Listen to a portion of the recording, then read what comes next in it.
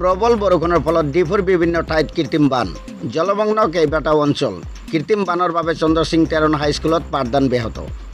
বৃহস্পতিবাৰে পুৱতি নিশা বিজুলী ঢেৰেকনিৰ সৈতে হোৱা প্ৰবল বৰষুণৰ ফলত বৃহস্পতিবাৰে দিনৰ 12 বজালৈকে কাৰ্বি আংলং জিলাৰ সদৰ চহৰ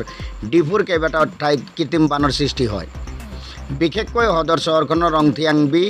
তাৰালাংছু ৰংনিহান বিৰলা শান্তিপাৰা আৰু জিলপাৰ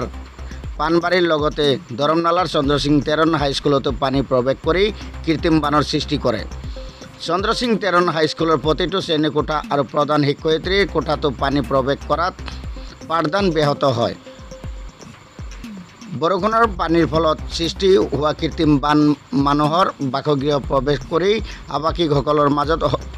অসুবিধাৰ সৃষ্টি কৰে বুলি জানিব পৰা গৈছে উল্লেখযোগ্য যে 19, 23 আৰু 20 আগষ্টতো কৃত্ৰিম বানে এলেকাত কেইটাত একে অৱস্থাৰ সৃষ্টি হৈছিল ডিফুৰ পৰা সাইদুল ইছলামৰ ৰিপোৰ্ট পাব্লিক টিভি অসম